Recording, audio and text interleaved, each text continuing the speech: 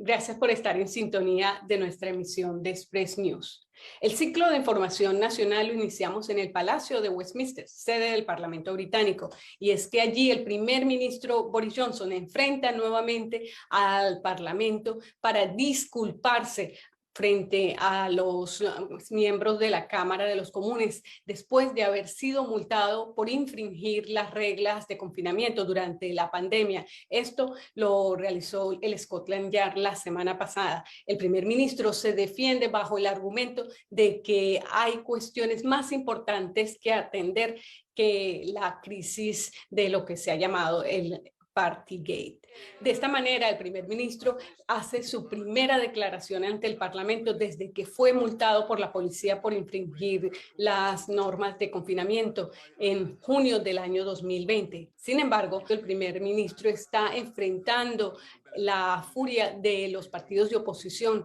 que tratan de llamar a una moción de censura que podría realizarse incluso esta misma semana, en medio de afirmaciones que señalan que el primer ministro Boris Johnson le mintió al Parlamento. Johnson aseguró que cuando se pronunció ante la Cámara de los Comunes a finales del año pasado, negando haber roto las reglas de pandemia, y culpó a sus ex ayudantes de darle la información incorrecta. Después de convertirse en el primer gobernante en servicio en el Reino Unido en ser sancionado por infringir la ley, Johnson alegó que hay asuntos más urgentes como la guerra de Ucrania, que ahora es una prioridad para su gobierno. De hecho, el primer ministro participó en una llamada presidida por el jefe de gobierno estadounidense, Joe Biden, junto a otros líderes como el presidente de Francia, el canciller de Alemania y gobernantes de Japón, miembros de la Unión Europea y de la OTAN, en la que se discute el esfuerzo del suministro de armas defensivas a Ucrania y las opciones para nuevas sanciones contra el gobierno de Vladimir Putin en Rusia. El primer ministro dijo tener un sentido aún mayor de obligación de cumplir su agenda después de recibir estas multas. Más tarde, el mandatario prometió aclarar las cosas de cualquier manera que sea posible, después de haber dicho previamente al Parlamento que no se habían roto las reglas cuando surgieron por primera vez las acusaciones de fiestas en Downing Street. Según las normas del gobierno, se espera que los ministros renuncien por engañar a sabiendas a los diputados y que corrijan el registro lo antes posible si le dicen inadvertidamente al Parlamento algo que es falso. Lo cierto es que el ambiente en el Parlamento está muy tenso y el presidente de la Cámara de Representantes, Lindsey Hoyle, está sopesando la decisión de permitir una votación de censura contra el primer ministro por el alegato de haber engañado al Parlamento en estas declaraciones anteriores realizadas en diciembre pasado.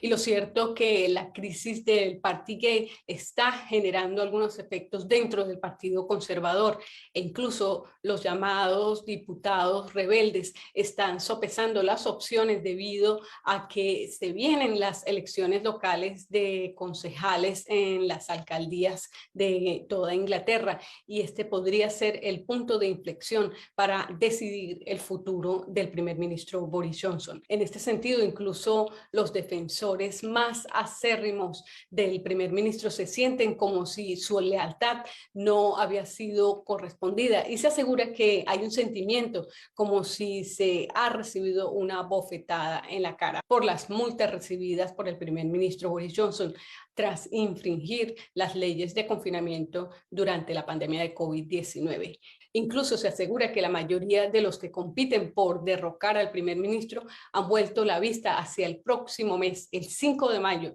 el día en que se realizan las elecciones locales, cuando se cree que se puede haber emitido más multas. Y esto, en conjunto con los resultados electorales locales, mostrarían el efecto perjudicial del Partygate que está teniendo en la popularidad del Partido Conservador. Algunos miembros del partido también considerado como el partido de los Tories creen que esta semana no sea un gran problema, pero creen que los desafíos están por venir. Para muchos, el problema mayor es la sensación de que el gobierno ahora está agotado e inconexo con la población. Algunos de los que se hicieron públicos con sus llamados para que Johnson renunciara en enero pasado han advertido a sus colegas en contra de seguir su ejemplo, diciendo en privado que su salud mental se ha visto gravemente afectada dado el rechazo y el aislamiento al que se han enfrentado dentro del Partido Conservador. Por lo tanto, los que consideraron presentar su carta de censura dijeron que querían esperar el momento adecuado.